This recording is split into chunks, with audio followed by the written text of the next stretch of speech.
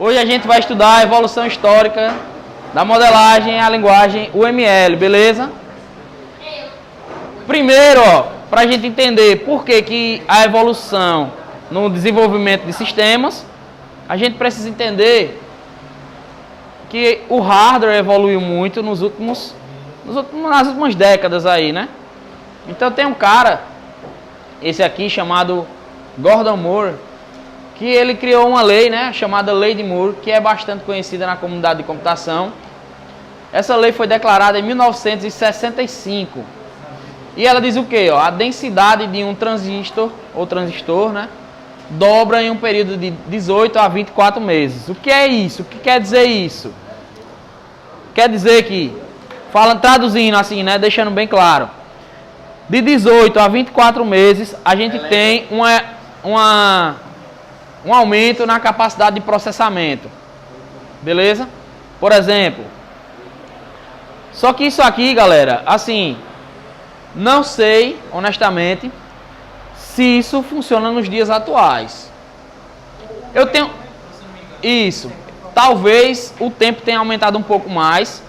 Mas por que, professor, isso? Porque hoje a gente trabalha com outros fatores que na época não existia.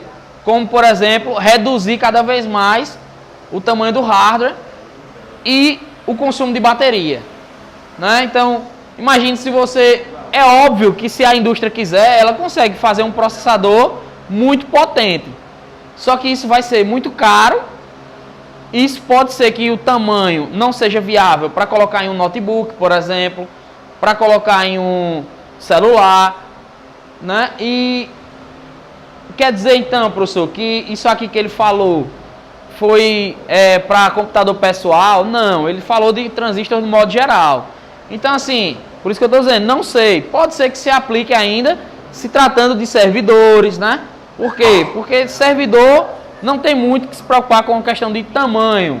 O tamanho é, vamos dizer assim, é fixo, é estagnado. E eles vão aumentando a capacidade de processamento, beleza? Só que aí você imagine, todo ano você troca de carro. Cada ano você tem um carro melhor. Só que você faz a mesma coisa com o carro. Tem necessidade de trocar de carro? Não. Se você só usa o carro, por exemplo, para andar do centro da cidade para cá para o colégio, você não faz mais nada. Não viaja, você não tem família, você não aumentou o número de gente na família, né? De filhos e tal. Então não tem para que você estar trocando de carro.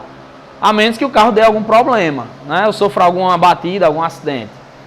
A mesma coisa é isso aqui. Então, à medida que a gente foi evoluindo a nossa capacidade de processamento, novas demandas puderam ser atendidas. Então, por exemplo, um sistema que antes não existia, hoje a gente pode utilizar.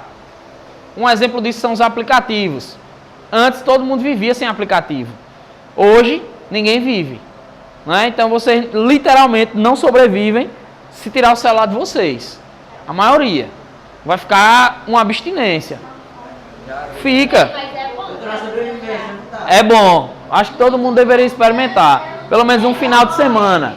Parece que o dia não acaba. Ninguém lhe perturba.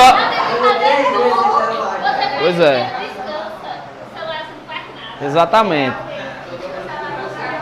E aí os softwares, galera, ó, o software, ele foi evoluindo para poder ser utilizado, vamos dizer assim, para poder dar utilidade ao hardware, né? Ele foi evoluindo para isso. Então, o rápido crescimento da capacidade computacional resultou na demanda por sistemas de software cada vez mais complexos.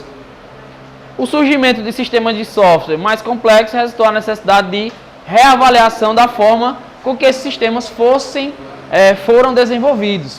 Como assim, professor? Velho, se você está toda hora desenvolvendo software, toda hora, só que não tem um padrão, você desenvolve de uma forma, eu desenvolvo de outra, e amanhã a gente precisa trocar um sistema, e eu não sei como foi que você desenvolveu o seu, para poder adaptar o meu ao seu, e nem você sabe como foi que eu desenvolvi, ou como eu vou desenvolver o meu. Consequentemente, as técnicas utilizadas para essa construção têm evoluído de forma impressionante, notavelmente, no que tange a modelagem de sistemas. E foi aí onde começou a surgir as linguagens, né, no caso a UML, que já derivou de outros padrões, para padronizar o desenvolvimento mundial. Isso não é uma coisa no Brasil, não é uma coisa só nos Estados Unidos, é uma coisa mundial. Esses diagramas foram padronizados para que sistemas pudessem ser aplicados em outros países. Por exemplo, eu tenho um sistema dos Estados Unidos, eu quero trazer para cá.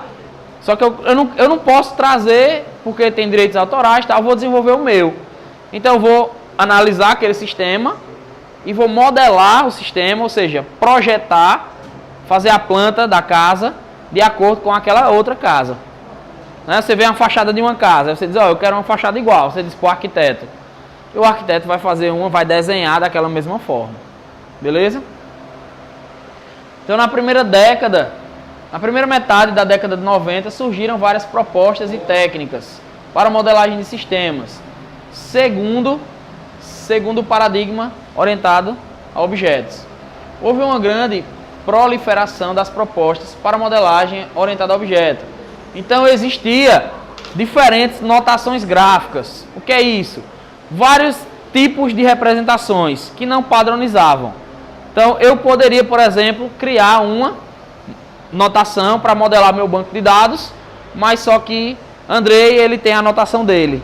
Então eu teria que estudar a notação dele e ele teria que estudar a minha para poder entender, para poder a gente, assim como tudo na evolução de computadores. Vocês já devem ter estudado isso em redes. Lá em redes 1, vocês viram a evolução das redes, não viram? Internet, intranet, ARPANET, não viram isso?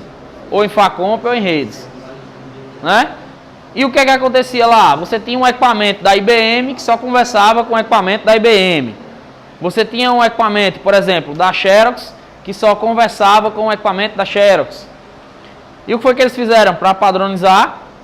Criaram um modelo, lembram não? Modelo OSI, modelo TCP/IP, beleza?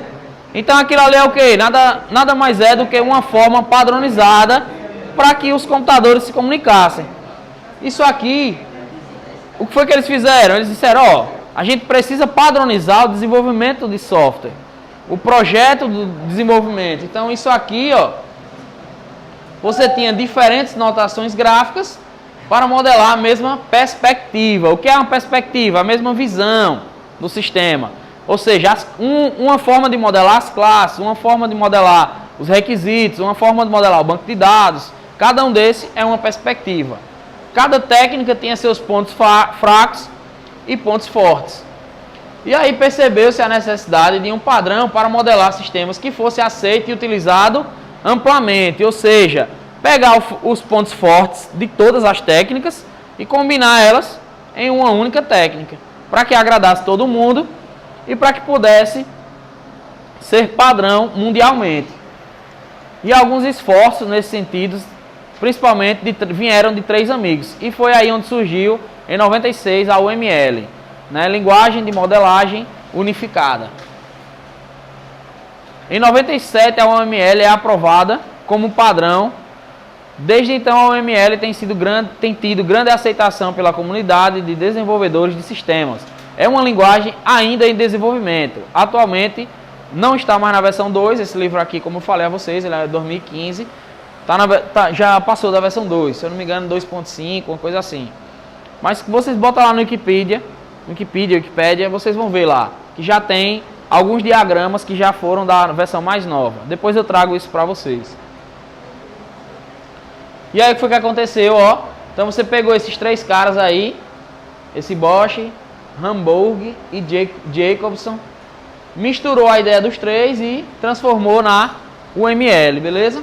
A UML é a linguagem padrão para visualizar, especificar, construir e documentar os artefatos de software de sistema.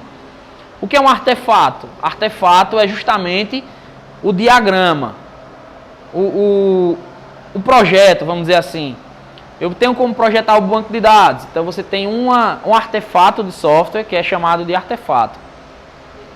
A unificação de diversas notações anteriores, que foram desses caras aí, ok? Tranquilo, o que é o UML? Linguagem de modelagem unificada. Para que ela serve?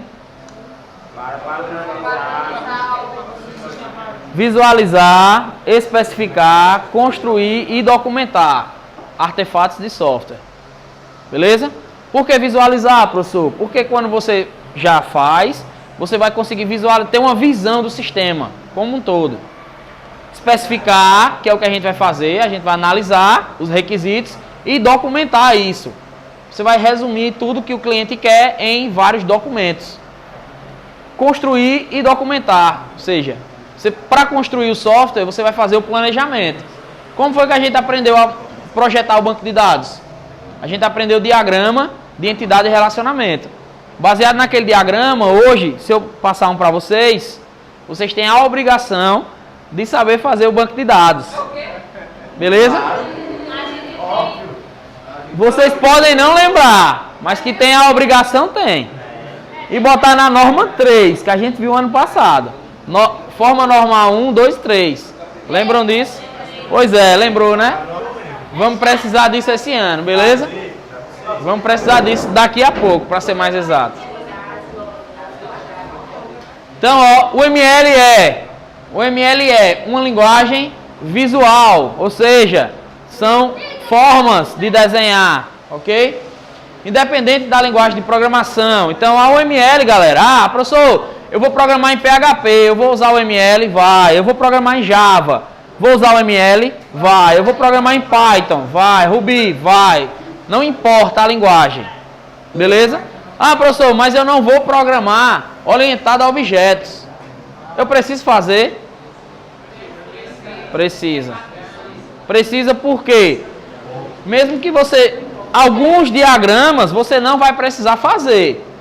Mas, por exemplo, diagrama de requisitos, que é o principal, onde você vai iniciar ali o seu desenvolvimento, você precisa fazer para especificar todos os seus requisitos. Nesse caso, é o seguinte, por exemplo, ó, lembra do banco de dados? Se eu fizer isso aqui, ó,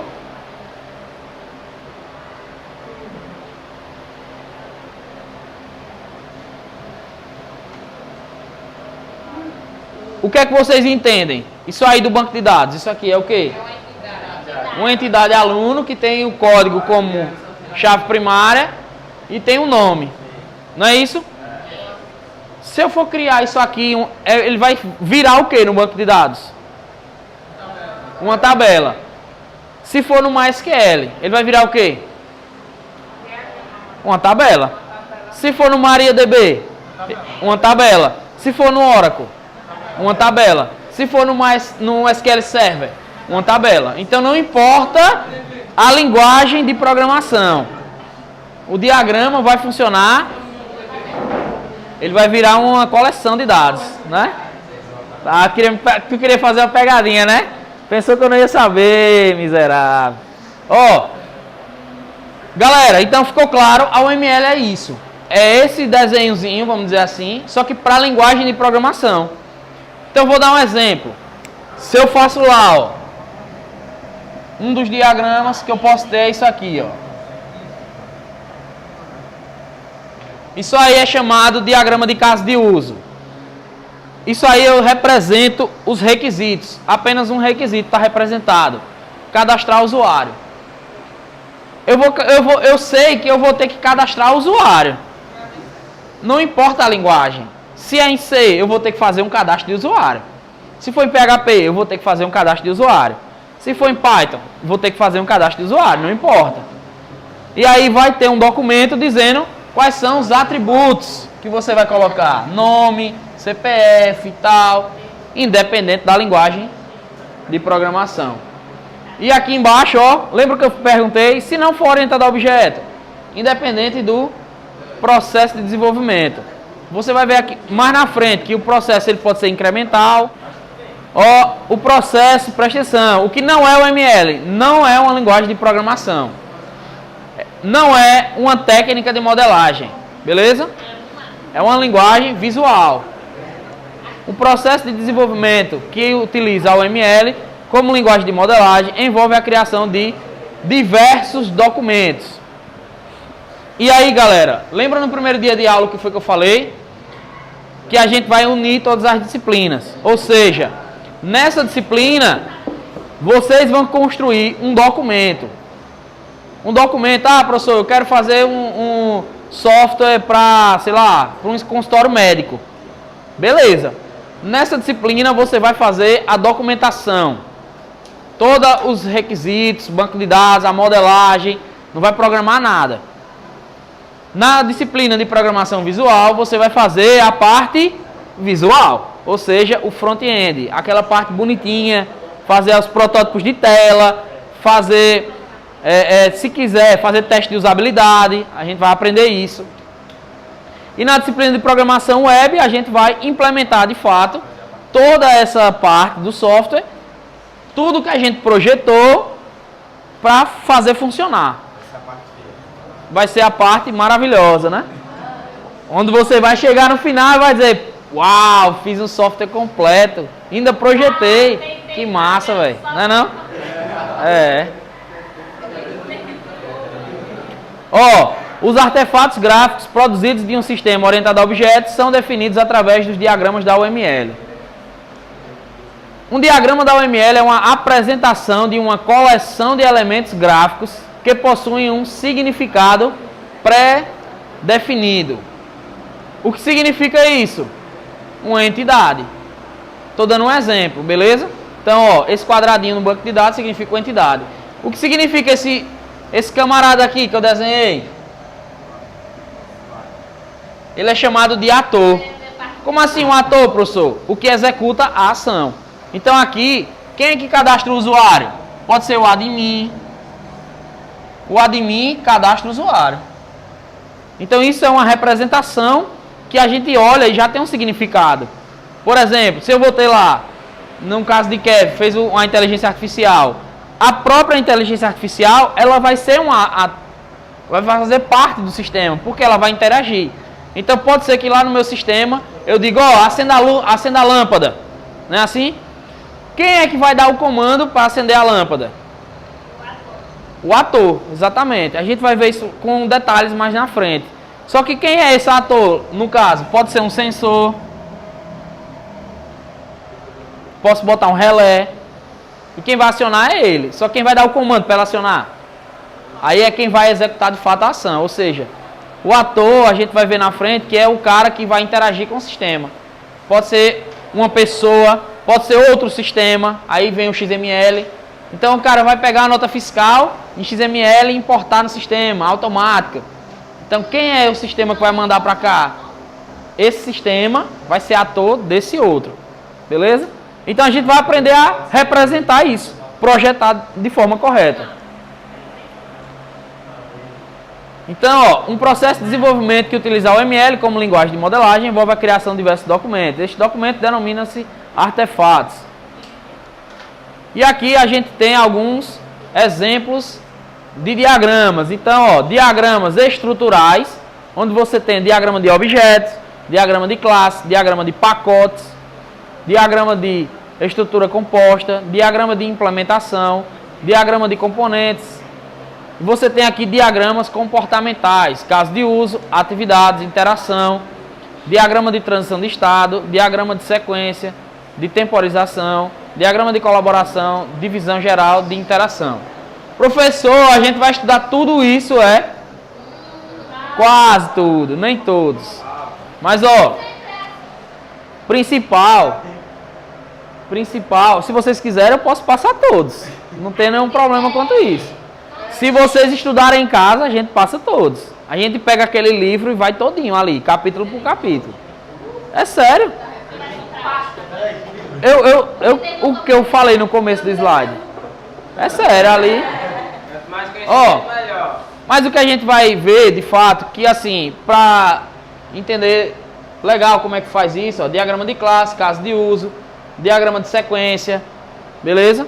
Então, assim, são uns mais utilizados e são os que, baseado nele, você já consegue desenvolver o sistema. Se for um sistema mais complexo, que a gente necessite de mais detalhes, aí você tem que fazer mais diagramas. Mas com esses três aí, acredito que dá para vocês projetar qualquer sistema, beleza? Lembre-se, ó, se vocês olharem aí, o diagrama de entidade de relacionamento não faz parte da UML. Beleza? Mas a gente vai usar ele também. Ok? Ficou claro, galera? Quinta-feira.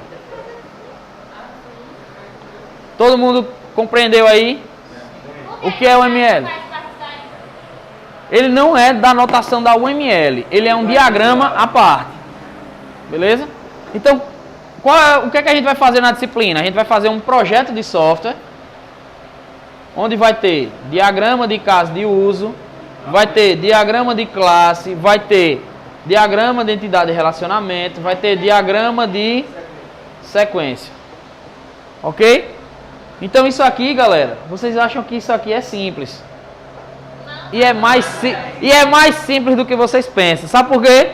Porque eu vou dar um modelo, galera. Vocês só vão preencher uma tabela. Ó, se você olhar lá no site, já tem um modelo desse projeto. Na vida real, você pega o modelo e vai fazer. Agora, o que não é difícil? Ó, não confunda difícil com trabalhoso. Certo? Isso aqui dá trabalho? Dá trabalho. É difícil? Não é difícil. Mas dá trabalho. Beleza? Então eu não vou iludir vocês e dizer, não é fácil, é besteira. Não é besteira, é importantíssimo. Dá trabalho? Dá trabalho. Mas a gente vai ter tempo para fazer. Por isso que eu já quis que vocês fossem pensando na ideia agora. Então, professor, se eu pensar na ideia, como é que a gente vai fazer? Vocês me conhecem, sabem que eu vou dar um prazo que seja viável. Então eu faço uma planilha, geralmente, para ir acompanhando. E eu transformo isso aqui em etapas. Beleza? Cada etapa dessa vai ter uma nota. E cada etapa dessa, ela vai caminhar em paralelo com as outras disciplinas. Então vai ser legal, é isso. Ó, eu estou vendo o diagrama de... A gente não vai ter praticamente prova. Vai ser projeto. Beleza?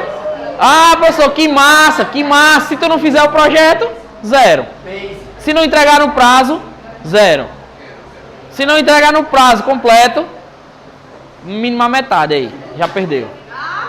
Ah, viu o quê? Mimimi. Deixa de mimimi. Galera, ó. Não vale a pena. A gente tá vendo disciplinas práticas. Eu quero trazer isso para a realidade de vocês. O que eu trago é, na vida real, vocês vão fazer prova ou vão fazer projetos? Projetos. Então eu quero que vocês aprendam a fazer projetos. Professor, e onde é que vai entrar empreendedorismo aí? Lembram? Empreendedorismo é fazer o lançamento do seu software, do seu produto. Beleza? Professor, mas o professor tá doente lá, né? Quebrou o pé. E aí o que a gente vai fazer? A gente vai ter tempo daqui pra lá. Ter tempo. Galera. Ó, na próxima aula a gente continua do capítulo 2. Ó, a gente já tá no capítulo 2 do livro, ó. É ligeiro. Só são 12.